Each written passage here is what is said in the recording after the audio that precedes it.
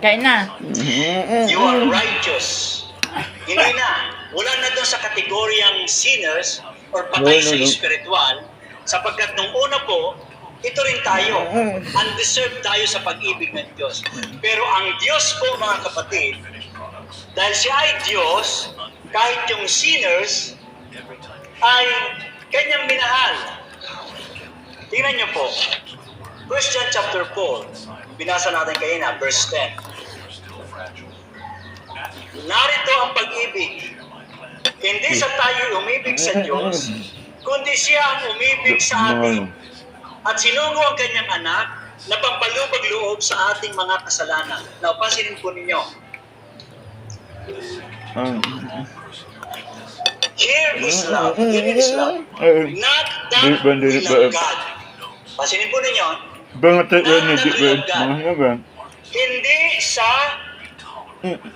Hindi sa tayo umibig sa Diyos. Mga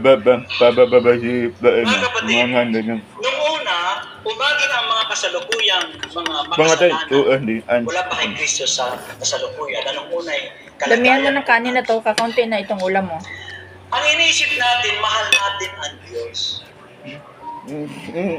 Kaya nga may mabasa ko, I love you, Lord. Yun ang iniisip natin. Sinasalita po natin yun. Mahal mo ang Diyos.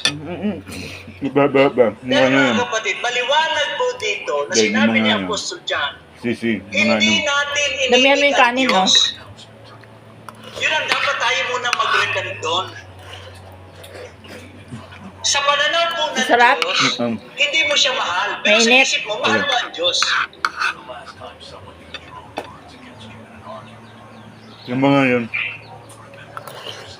Sabi ni Apostol John, hindi sa tayo, sinama po niya ang kanyang sarili, siya ay beloved, siya ang pinakamalapit kay Jesus Christ, siya ang ulo niya lagi nakahilig sa dibdib ng ating Panginoong Hesus. Hindi sa tayo umibig sa Diyos, kundi siya ang umibig sa atin. So ang isip lang natin ng una, mahal mo ang Diyos. Pero sa pananaw ng Diyos, sa pamatay, hindi mo siya mahal, hindi mo siya inibig. Hindi natin inibig ang Diyos. Sapagkat tayo ay hindi mga anak ng Diyos. Tayo ay iba ang ating pagkaanak sa atin. Ephesians chapter 2. Tinan po natin, Ephesians chapter 2. At kayo'y binuhay niya, from verse 1, at kayo'y binuhay niya ng kayo'y mga patay dahil sa inyong mga pagsalansa at mga kasalanan.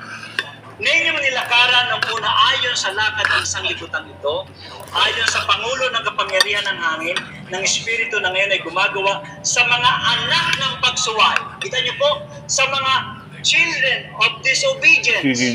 Sa gitna ng mga yaon, tayo rin naman, ng ibang panahon ay nangabubuhay sa mga kahalayan ng ating laman, na ating ginagawa ang mga pita ng laman at ng pag-iisip. At tayo nooy katutubong mga anak ng kamalian, gaya naman ng iba. We are not children of God, but we are children of disobedience, children of wrath. Kaya po, yung mga na maging totoo, na sabihin na inibig Ubusin mo yung kanin mo. Kasi sa pamantayan po ng Diyos at sa pananaw niya, Mga sabaw. we are children of wrath, we are children of disobedience. Yun o, dami pa dyan, no, sabaw. Amen. Sarap yan. Kaya kinakailangan doon tayo muna magsisi. Ibig sabihin, ma-change